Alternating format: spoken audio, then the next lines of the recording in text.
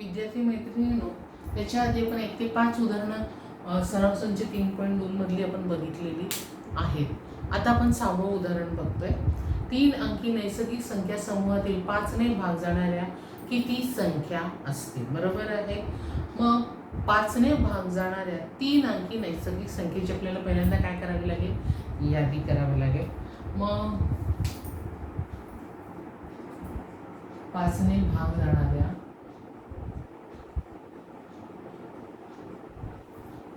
3 अंकी नैसर्गिक संख्या कोणकोणत्या असतील? 3 अंकी नैसर्गिक पहिली संख्या कोणती असणार आहे? बरोबर आहे, 100 असणार आहे. बरोबर आहे. मग 100ला 5 ने भाग जातो का? जातो. म्हणजे पहिली संख्या आली 100.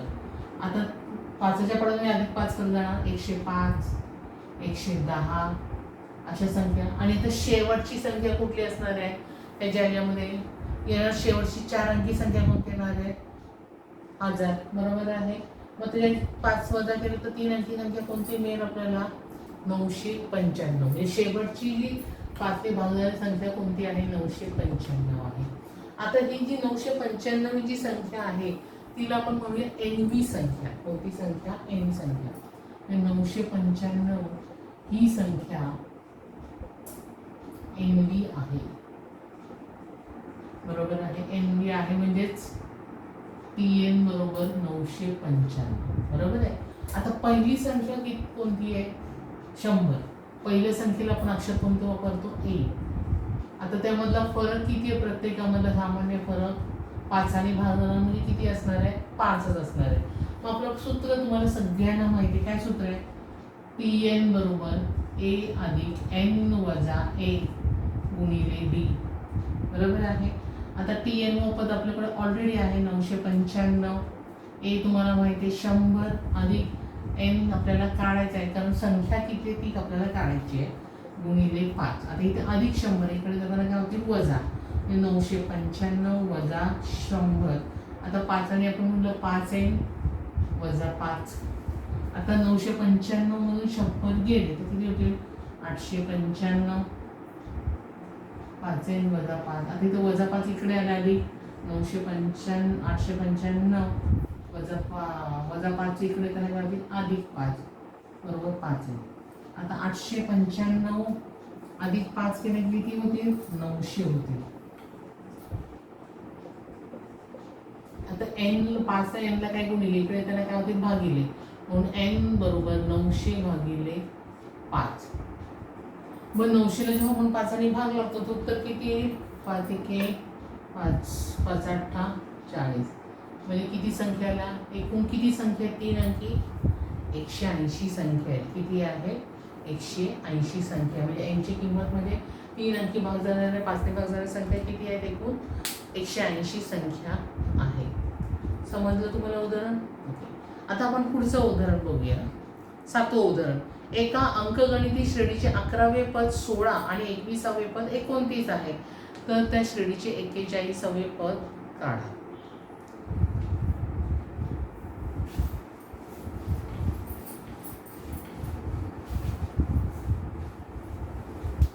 ती अंकगणित श्रेणी आहे. बरोबर. तिचं 11वं पद किती आहे? 16 आहे. म्हणजे T11 16 आहे. बरोबर आहे. आणि पुढे काय त्यांनी दिलेलं आहे? 21वं पद 29 आहे. म्हणजे T21 किती आहे? 29 आहे. आपल्याला किती काढायचं? 41वे पद म्हणजे T41 आपल्याला काढायचा आहे. ओके. म्हणजे आपल्याला A नाही दिला, D नाही दिला, आपल्याला सगळंच काढायचं आहे. बरोबर आहे. आता आपलं सूत्र काय आहे मला सांगा? बरोबर. आपलं सूत्र आहे TN बरोबर A अधिक N वजा 1 गुणिले D. मग आता आपण T11 पद जर बनलं तर T11 बरोबर A अधिक N म्हणजे आपला 11 आहे. बरोबर. मग इथे काय येईल? 11 वजा 1 गुणिले D. आता T11 पद किती आहे? 16. 16 बरोबर A अधिक 10D. म्हणजे आपलं सूत्र मिळालं A अधिक 10D बरोबर 16 हे पहिलं आपल्याला समीकरण मिळालेलं आहे. त्या पद्धतीने आपण दुसरं समीकरण तयार करूया. T21 T21 बरोबर A अधिक 21 वजा 1 गुणिले D. आता T21 पद किती आहे? 29. 21 मधून 1 गेला 20D. म्हणजे दुसरं सूत्र काय मिळेल? हे दुसरं समीकरण मिळालं. मग आता दुसरं समीकरण मिळाल्यानंतर आपण काय करूया? दुसऱ्या समीकरणामधून पहिलं समीकरण काय करूया? वजा करूया. कधी करा समीकरण 2 मधून समीकरण 1 वजा करू. वजा का करा? दोघांचं सगळी पदं कोणती आहेत? ए आहे. त्यामुळे एचा काय होईल? लोप होऊ शकतो. बरोबर आहे. म्हणजे काय? ए अधिक 20D 29 वजा ए अधिक 10D बरोबर 16. वजा केलं चिन्ह बदलतील. बरोबर आहे. ए वजा ए गेले. 20 वजा 10D 29 वजा 16. 9 तून 6 गेले उरले 3 बरोबर मिळाला 13. मग आपल्याला डी काढायचं. डी बरोबर 13/10 म्हणजे किती आहे? 1.3. म्हणजे आता आपल्याला डी ची किंमत मिळाली. आता डी ची किंमत समीकरण 1 मध्ये भरूया. ठीक आहे.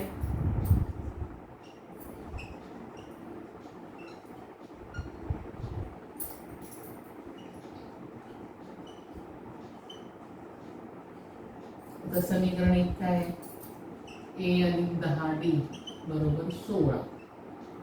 ए अधिक 10D ची किंमत किती आहे? 1.3 बरोबर 16. ए अधिक 1.3 गेले म्हणजे किती? 13 बरोबर 16. म्हणून ए बरोबर 16 वजा 13 किती आले? 3. म्हणजे ए ची किंमत किती मिळाली आपल्याला? 3. आणि तर डी ची किंमत किती मिळाली आपल्याला? 1.3 मिळालेली आहे. मग आता त्यांनी काय सांगितलेले आपल्याला काढायला? 41वे पद काढायला सांगितलं. म्हणजे T41 आपल्याला काढायला सांगितलेले आहे. मग आपला नेहमीचा फॉर्म्युला Tn बरोबर ए अधिक n वजा 1 गुणिले D. आता T41वे पद आपल्याला काढायचं आहे. ए ची किंमत किती आपली 3 अधिक 41 वजा 1. डी ची किंमत किती? 1.3.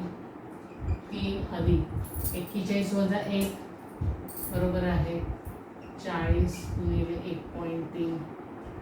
3 अधिक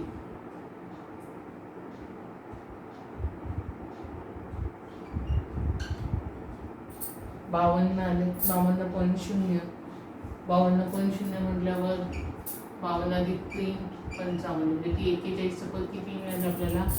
55 मिळालेलं आहे. हे समजलं तुम्हाला कसं काढलं ते? ओके. आता आपण पुढचं उदाहरण बघूया.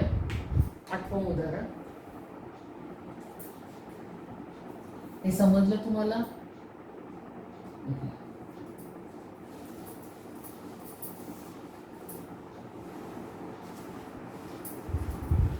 तशी गणित सोपी आहे, तुम्ही सोडवू शकता.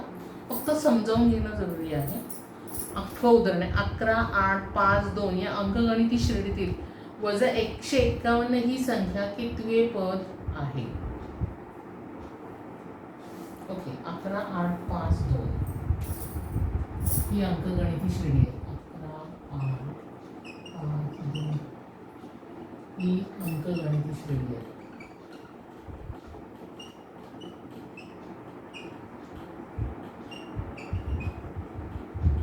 म्हणजे आपण नेहमीप्रमाणे काय? ए बरोबर 11, बी बरोबर जो आहे तो काय येईल?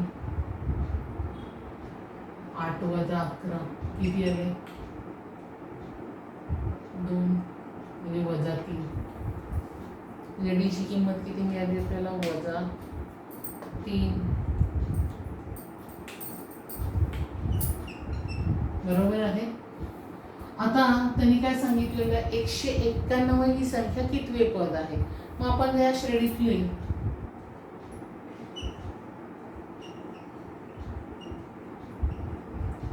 वजा 151 पद हे nवे पद आहे म्हणून आपण. बरोबर आहे. मग आपलं सूत्र काय आहे. येस, आपलं सूत्र आहे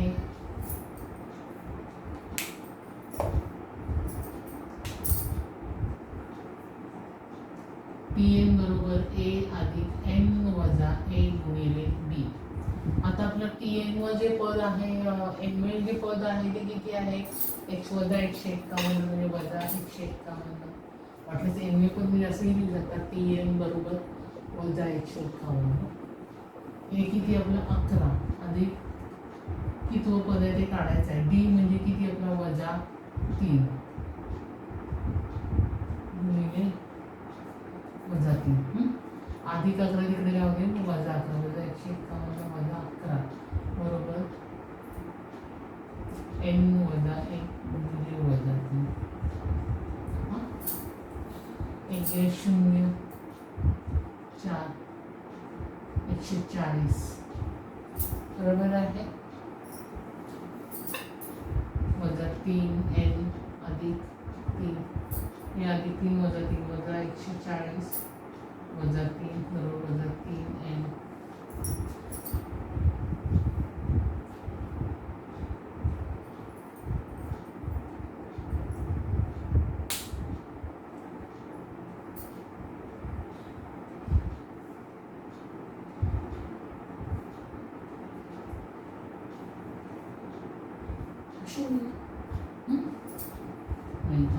वजा हे बेरीज होईल, दोघांचे चिन्ह सारखे आहेत तेव्हा पुढचं चुकलं माझं, सॉरी. 2 6 1 वजा 162 वजा 162 वजा 3 बरोबर वजा 3 म्हणजे वजा 165 बरोबर वजा 3n म्हणून n बरोबर वजा 165 भागिले वजा 3. आलं का लक्षात. आणि मग उत्तर जे येईल ते किती आहे, 55 पद. n हे कितवं पद आहे, 55वं पद आहे. आलं लक्षात. गणित कसं सोडवलं ते.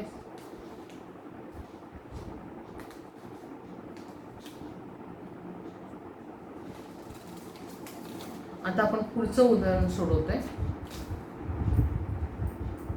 10 पासून 250 पर्यंत नैसर्गिक संख्यापैकी कितवी संख्या 4 ने विभाजक आहे.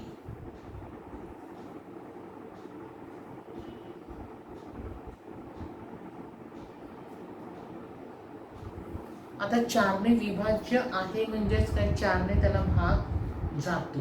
ओके. मग आता 10 पासून ते 250 पर्यंतची संख्या. आता 4 चे विभाज्य असणार म्हणजे 4 ने भाग जाणारी संख्या आपण म्हणतो. बरोबर आहे. आता याच्या दरम्यान 4 चे विभाज्य असणारी संख्या आपण जर बघायचं ठरवलं तर 10 पासून सुरुवात करायला पाहिजे. बरोबर. 10 तर 4च्या पाड्यामध्ये नाही आहे, 11 नाही आहे. मग पुढची संख्या होती 12 आहे का 4च्या पाड्यामध्ये आहे.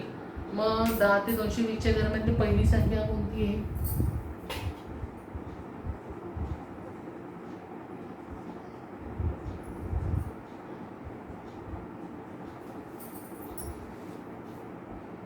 चारने विभाज्य आहे.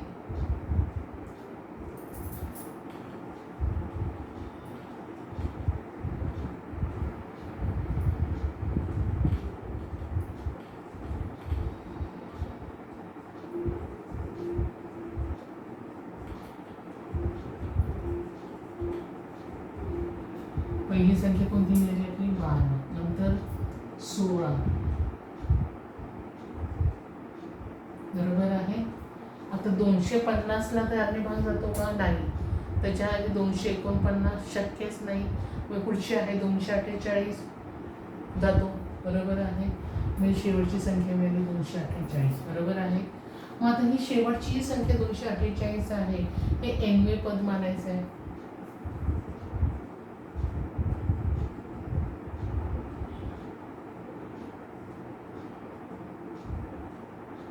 म्हणजेच काय, Tn बरोबर 248. ए बरोबर किती आहे पहिली संख्या 12, त्याच्यामध्ये सामान्य फरक 4ने म्हणजे किती असणार आहे, 4च असणार आहे आपलं, बरोबर आहे. आता आपलं सूत्र आहे, क्रमिकेचं सूत्र आहे. काय सूत्र आहे? Pn बरोबर A अधिक n वजा 1 गुणिले D. Pn आहे 248, A आहे आपला 12 अधिक n वजा 1 गुणिले 4, बरोबर आहे. आणि अशा रीतीने तुम्ही nवे पद काढू शकता. आपण आधीचं गणित या पद्धतीचं मी सोडवलेलं आहे, सोडून दाखवलेलं आहे. कसं सोडवायचं तुम्हाला माहिती आहे. हे गणित मी सोडवणार नाही आहे, हे गणित तुम्ही घरी सोडवायचं आहे. शेवटचं गणित 10वं आपण बघूया. 10वं आहे, एका अंकगणिती श्रेणीचे 17वे पद 10व्या पदापेक्षा 7ने जास्त आहे, तर सामान्य फरक काढा.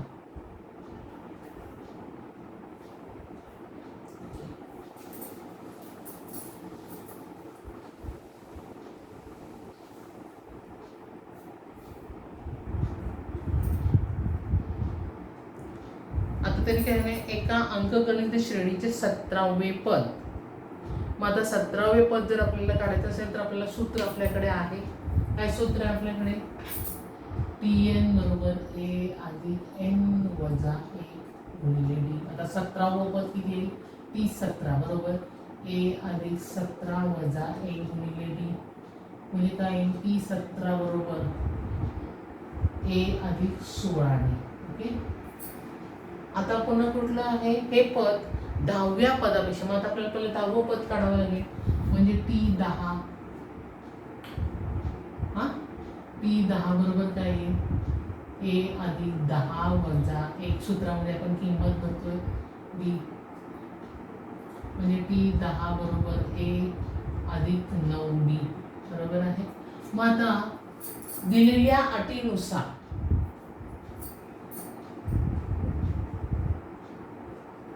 आपण समीकरण तयार करायचं तुम्हाला शिकवलेलं आहे. 17वे पद हे 10व्या पदापेक्षा कितीने जास्त आहे? 7ने जास्त आहे. म्हणजेच 17वे पद काय आहे? A अधिक 16D. हे 10वं पद काय आहे? A अधिक 9D पेक्षा कितीने जास्त आहे? 7ने जास्त आहे, म्हणजे अधिक 7, बरोबर आहे. मग आता अधिक 7 केल्यानंतर तुम्हाला सोडवायला काही कठीण आहे. आपल्याला 16D येईल, एक गेले, बरोबर आहे. आता हे 16D वजा 9D बरोबर 7. 16तून 9 गेले, उरला किती? 7च उरले. 7D बरोबर 7. मग D बरोबर काय येईल? 7 भागिले 7. सामान्य फरक किती आहे?